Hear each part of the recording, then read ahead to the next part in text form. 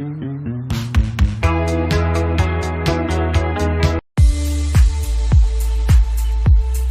guys, Katie here, welcome back to my channel.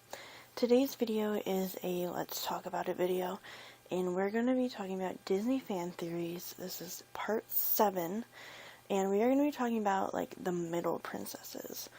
So in the last let's talk about Disney fan theories, we talked about the older princesses.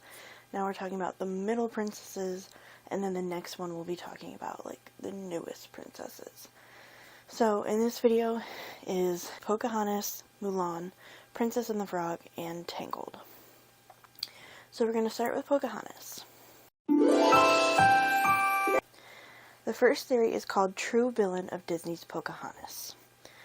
So I noticed this a few months ago and purposely have rewatched the movie several times only to have it more and more confirmed. Governor Ratcliffe is getting manipulated to start a war between the Indians and the English by none other than Wiggins.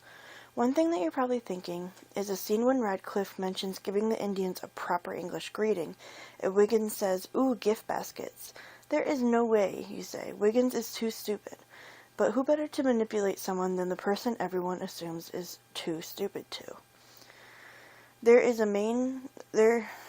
main places that can be used to make my point. When Ratcliffe is in his tent flipping out about not finding any gold, Wiggins comes in with an arrow hat thing, which this is what causes Ratcliffe's beliefs that the Indians are hoarding it. I assume it means the gold, and eventually leads to the near battle between the two sides.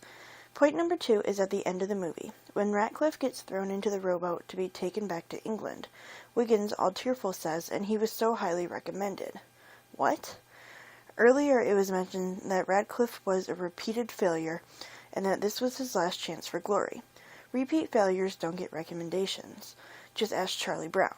So I believe that Wiggins was attached to Ratcliffe by a person or a group of people who knew that Ratcliffe, having a hot head, would be more susceptible to being manipulated into starting a war between the English and Indians.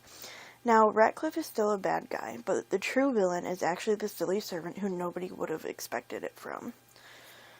Okay, so it's been a hot minute since I've watched Pocahontas. I probably should have watched it again before doing this video, but it's been a hot minute. I mean, I don't know. I would have to rewatch it in order to, like, really look at it and see, because I don't remember much about Pocahontas, because, like, I don't like watching it, because I don't like that Disney took a real victim and turned her into, like, this magic Disney story. So I tend to not watch Pocahontas for that reason. I don't know, I don't like Ratcliffe, so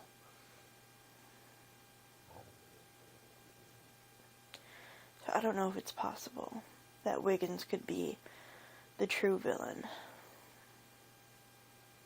But I mean, I don't know, it's possible, because we've seen before in stories, in different movies, especially Disney movies, that the person you think is the villain is not always the villain. So, you never know with that one. The second Pocahontas theory is Pocahontas is crazy.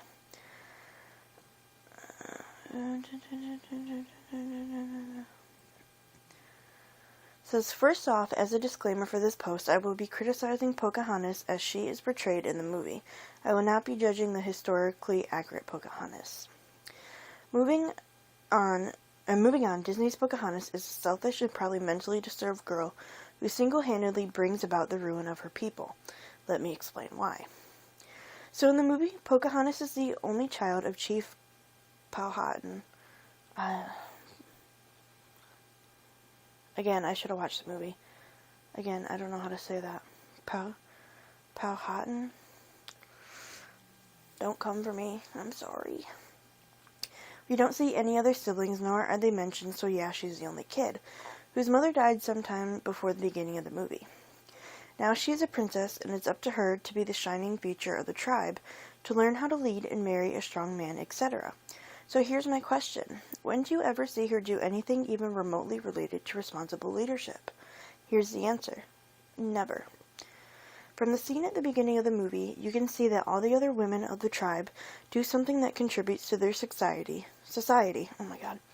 To their society. Contributes to their society.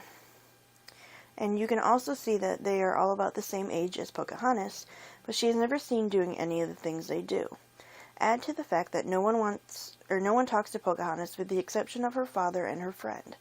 And finally, the cherry on top, the girl is absolutely insane. Most of her screen time is devoted to the audience watching her do something that is sure to get her killed. She steers a canoe off a waterfall, goes whitewater rafting, jumped off a cliff, and spends her time talking to animals and trees. Add all of those things together, and the only logical conclusion is that she's absolutely crazy and everyone in her tribe knows it.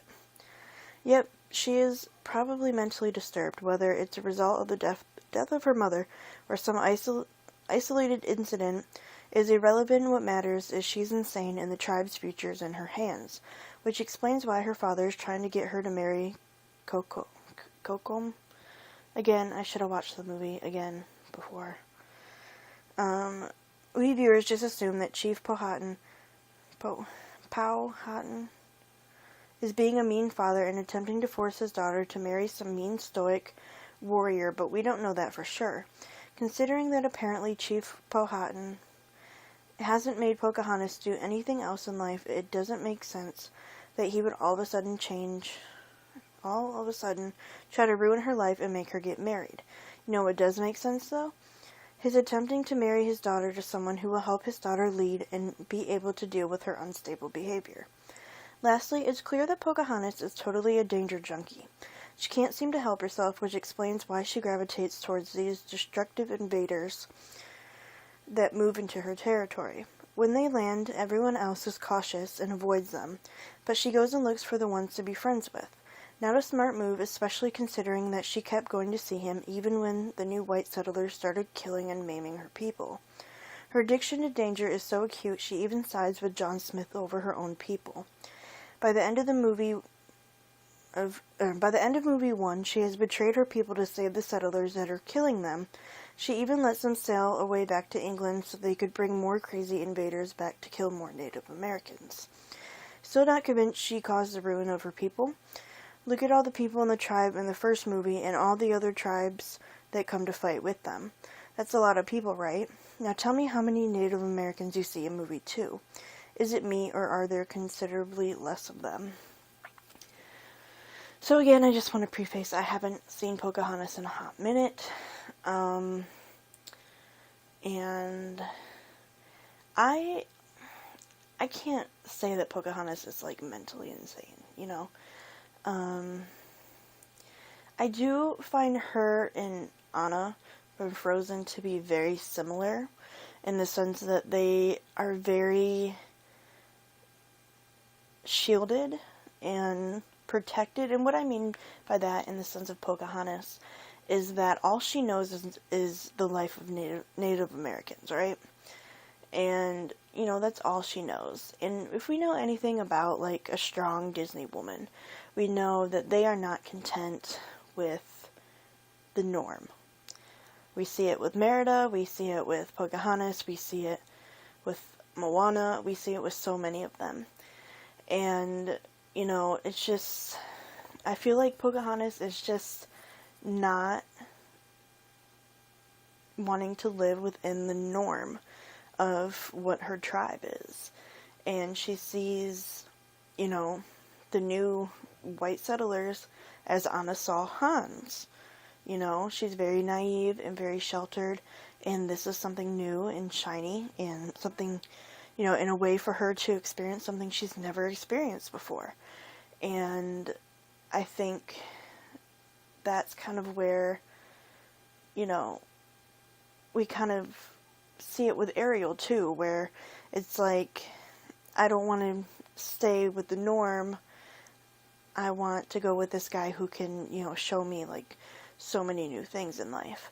And, you know, you see that pattern a lot. with Disney heroines. But I don't think she's crazy. I just think she's young and naive and, is rebellious.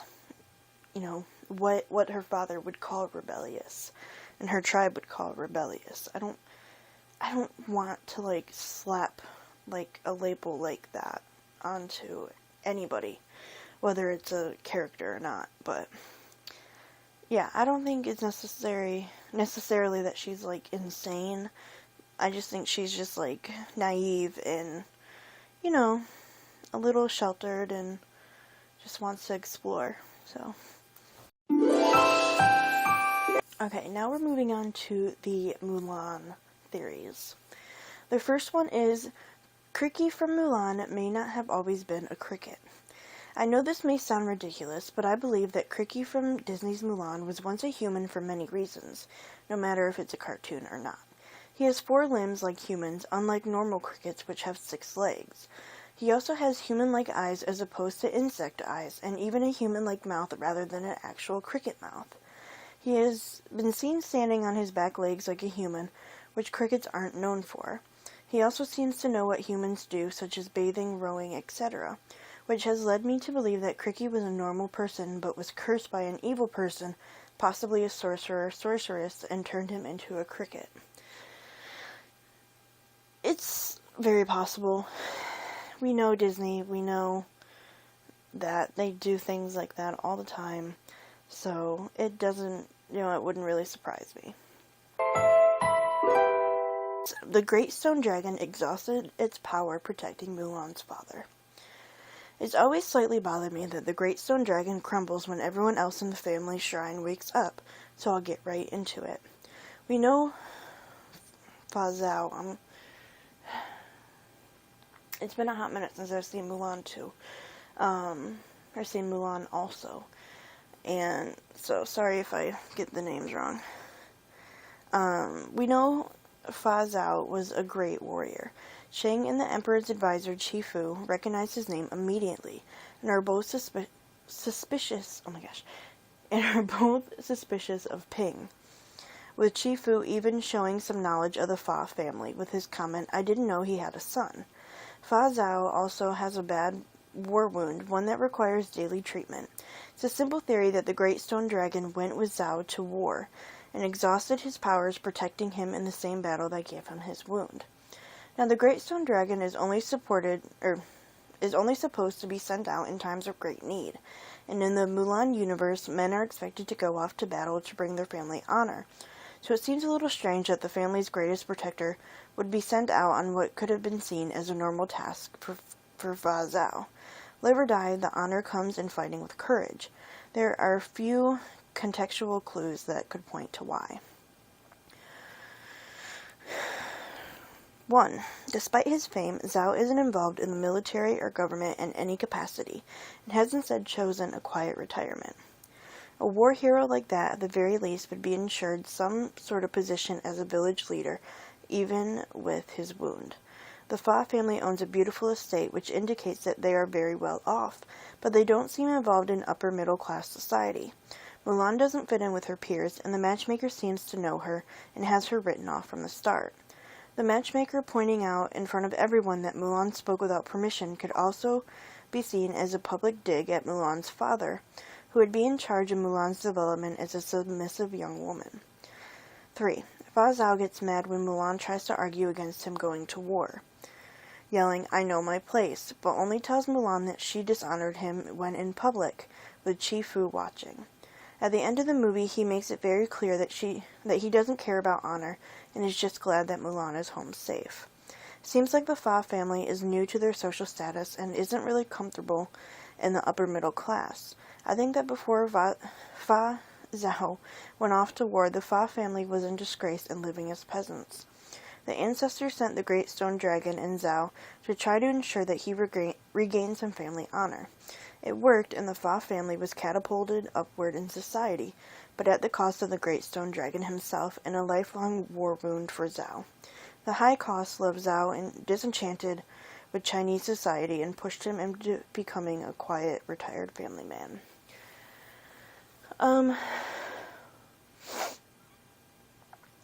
Yeah, that makes sense. Yeah, it does make sense that they might be new to their position in society. Because everyone, doesn't really treat them like you would think. They have, like this says, they have a pretty nice estate. The father's well known, but they don't really treat Mulan all that right. And so it makes sense that they would be new to the society, of the higher society. When it comes to the Great Stone Dragon kind of being exchanged for this lifestyle, I don't really know. I don't know about that one. I just can't wrap my head around that.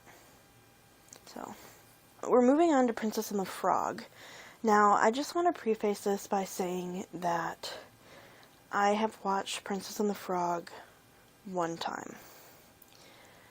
There is something about it that just does not interest me. I just could never get into it. And so my knowledge of it is very, very small. I know, like, the main points of it. And the one time I did watch it through was, like, recently. Like, a few months ago. Recently. But I probably should have watched these movies again before doing this. Oh well. Theory 1 is Big Daddy LeBuff. Oh my god. LeBuff.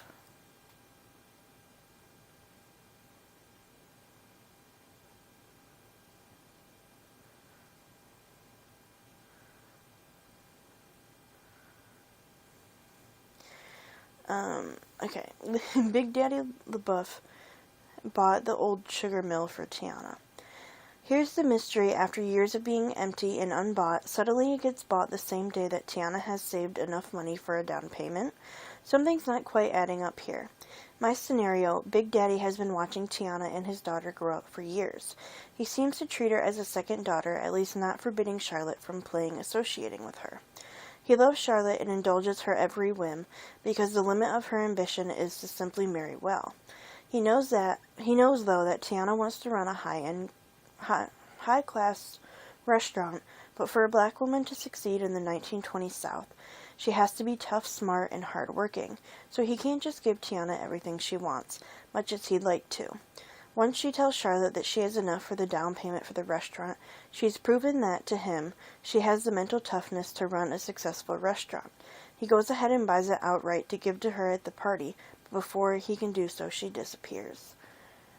That makes a lot of sense. I always felt like, since I watched the movie, I felt like he really cared about Tiana, and he wanted her to succeed, but kind of knew that, handouts weren't, what, Tiana wanted. I don't think Tiana would have wanted a handout. It's not really her style to want handouts, I don't think. Which is different from Charlotte, because, Charlotte, was fine with handouts. But yeah, it makes sense that he would buy it to give to her. Dr. Facilier and Mama Odie are siblings. Dr. Facilier is the villain in Princess and the Frog, and Mama Odie is a wise, mysterious voodooine. She is described as a voodoo queen by Louis the Alligator. During Facilier's song, he says, "I'm a royal myself on my mother's side." He then holds up a shrunken head, implying it to be his mother's. A queen? Mama Odie is likely at least partly based on Marie Laveau, long considered the voodoo queen of New Orleans. In truth, there were at least two Marie Laveaus. The mother passed the name and the business that came with it to her daughter, who dressed and acted like her mother to maintain consistency. Unaware of the switch, customers spread the word about Marie Laveau's seemingly impossible lifespan, which only made her more mythical and popular. This same trait exists in Mama Odie, who claims to be 197 years old. If she uses the same technique as Marie Laveau, that means this might be the third or fourth generation daughter to inherit the title. I predict that Facilier and Mama Odie learned voodoo from their well-respected voodoo priestess mother, the earlier Mama Odie, but because the daughter was female, only she inherited the mantle, business, respect, and family home on the bayou. Unwanted son Facilier was left running cons on the street and scrounging for money. Who wouldn't become bitter? He aligned himself with dark forces, and the rest is history. This also explains why Mama Odie helped the group. She may have felt ashamed or disgusted by the actions of her brother, and more willing to make amends. I feel like that makes a lot of sense. That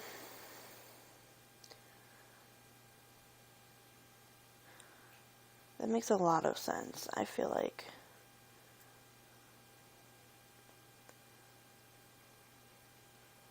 yeah. I'm not, like, too privy on, like, this Marie Laveau. I don't know who she is besides from reading this. But it is a good parallel. Like, I think it's a nice parallel, and it would make sense that, you know, obviously Mama Odie would get, you know, the whole voodoo queen setup, and Facilier would get nothing. And of course he would become bitter because of that. That makes a lot of sense. I like that theory. In Princess and the Frog, the reason Prince Naveen fell in love with Tiana was because he became a frog and it changed his brain. Also, Maldonia is near Peru. In Princess and the Frog, Prince Naveen is a womanizer who has been with thousands of women. He was kicked out from his family for being a leech and sleeping with women and just wanted to sow his royal oats, if you will. My theory is that when he became a frog, it changed his way of thinking when it comes to a mate, and he fell in love with Tiana because of this. In addition, since most frogs are promiscuous, there's only been one species of frog that mates for life, and it's Ranitomaya imitadon, who are monogamous and are native to Peru. Proof: we've seen that when frogs, certain actions are beyond their control that are frog-based. For example, when Prince Naveen tried to eat the flies. Now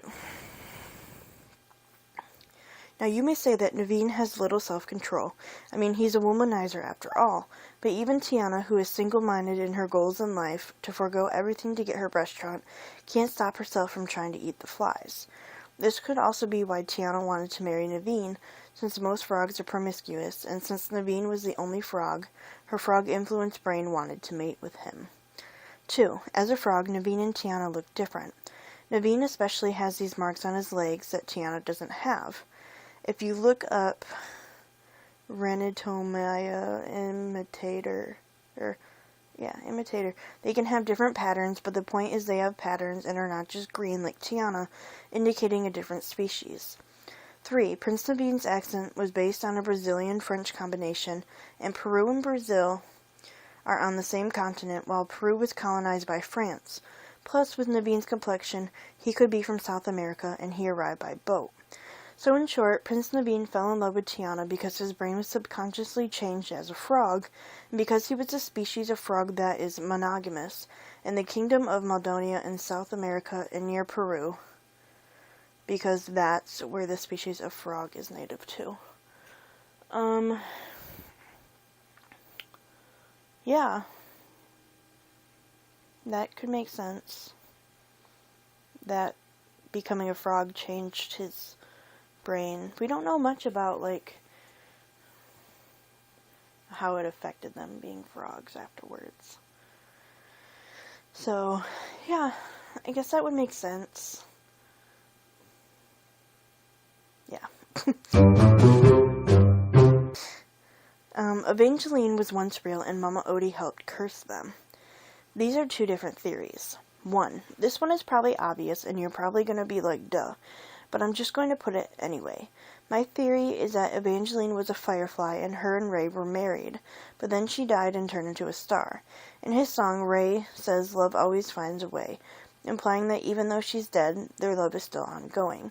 and the theory is proven even more when Ray dies and turns into a star right next to him.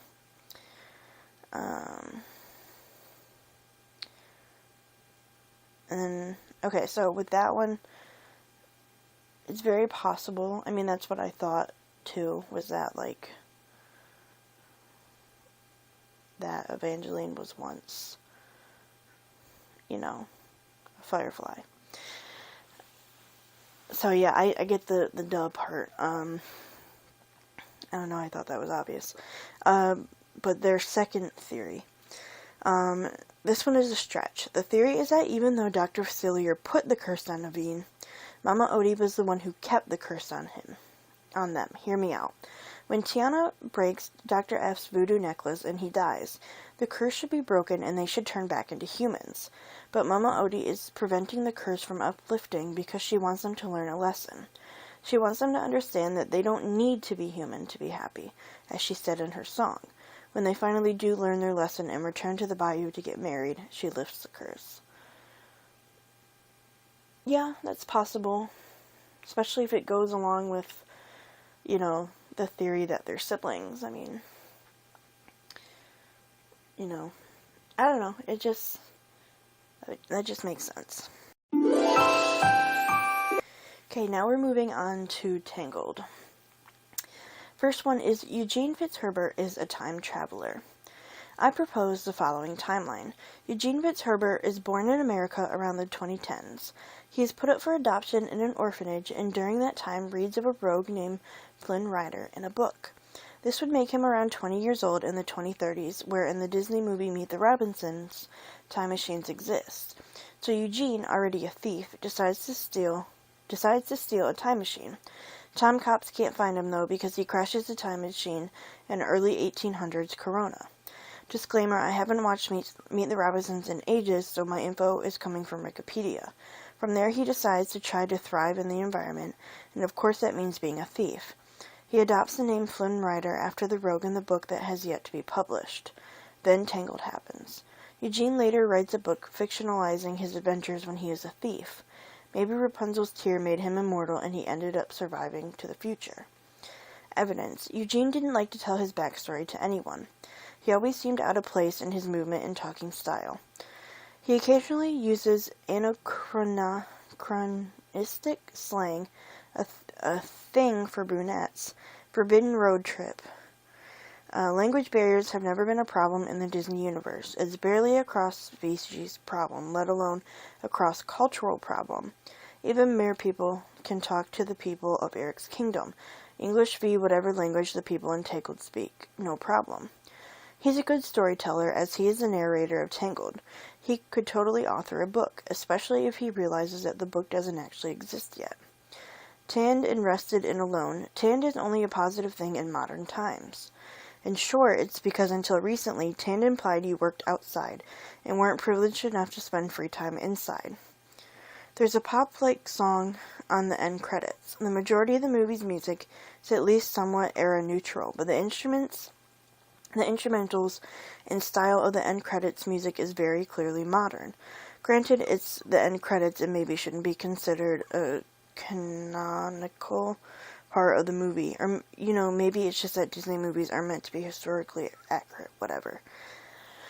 I mean, I think it's a cute thought, but I don't think it's the real deal. Yeah, I think it's a good thought. It would make like a good fan fiction or something, but I don't think it's like a good real theory. Okay, number 2. Mother Gothel is preserving her daughter's innocence because she was in Rapunzel's situation. If you think about it, it makes sense. Rapunzel puts all her trust in a man she just met to take her to see the stars. When Flynn takes her and Mother Gothel catches them with help from the Stabbington brothers, she sings a version of Mother Knows Best. When Mother Gothel is talking about the crown, it's a metaphor of Rapunzel's virginity. This is why he's here. Don't let him deceive you. Give it to him what you see. Trust me, my dear, that's how fast he'll leave you. I won't say I told you so. It's basically about the possibility that Flynn is going to take Rapunzel's virginity, then just leaves if and then just leaves. If he's lying, don't come crying is again Mother Gothel protecting Rapunzel from making a bad choice. No. Mother Gothel did not care about Rapunzel. She did not care about anything else besides Rapunzel's hair, because she wanted to stay young. And no. I just don't think so. And to call Rapunzel her daughter is kind of far-fetched there. Her stolen daughter, maybe. Geppetto is Eugene's dad. In the Snuggly Duckling, we can see Pinocchio sitting near the ceiling. Geppetto was in the middle of making Pinocchio, as he clearly does not look alive. He came to Germany to see his son Eugene and to acquire materials for the puppet. He got a bit too carried away while drinking, and Pinocchio got passed around and ended up there. By the time Eugene and Rapunzel got there, Geppetto had already left to do something, forgetting about Pinocchio. The puppet was collected the next day, and that's why Pinocchio isn't seen in Tangled the series. Eugene ran off to a life of crime, and that is why Pinocchio was made. Geppetto missed his son and wanted a do-over, even if his new son would just be a puppet. I don't think so. We know that, didn't Eugene say that he grew up, like, in an orphanage or something? Isn't that, like, his story? He grew up in an orphanage? So, I don't think so. Okay, last theory. This one is a bit out there, I will say. Why Rapunzel is so skilled with her hair. My toddler is currently on a Tangled binge, including the movie's successor, the series, and the accompanying short. In that time, I have come up with a theory. Rapunzel is quite skilled at maneuvering herself and other items with her hair. This largely makes sense, as she has had a great deal of free time in the tower to practice and mess around with things. Some of her skills seem, well, quite unintuitive. This includes not just her ability to repel, but also to grab items at a distance and throw them using only her hair. When would she practice this? Well, let's also consider the tower itself. Rapunzel had no access to outside amenities, including food not brought in by Mother Gothel. We also have no evidence the tower possesses running water. Mother Gothel also makes clear throughout the entire film she has no intention of giving Rapunzel any more energy or kindness than absolutely necessary. What, then, is Rapunzel to do when she needs to poop? Given Rapunzel had no running water, could only use a chamber pot for waste, had no one to empty it for her, and could not dispose of it herself, save for one window which was the main access point for Mother Gothel, I propose Rapunzel learn to launch it with her hair. I am unsure if she would use her hair as a slingshot or a catapult, but it certainly seems the most efficient way to dispose of her poop.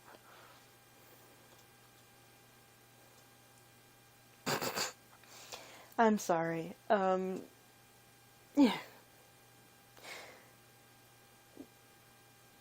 I never would have even thought about that, to be quite honest. Never, ever would have thought about that if I hadn't seen this theory. Like, what does she do with her poop? I don't know. She might catapult it. I mean, it's a pretty decent theory, but it makes me laugh. So yeah, do you guys have any theories on these 4 movies? If you do, let me know in the comments. Or we can discuss these theories in the comments. Thank you guys so much for watching, and I will see you in the next video. Bye.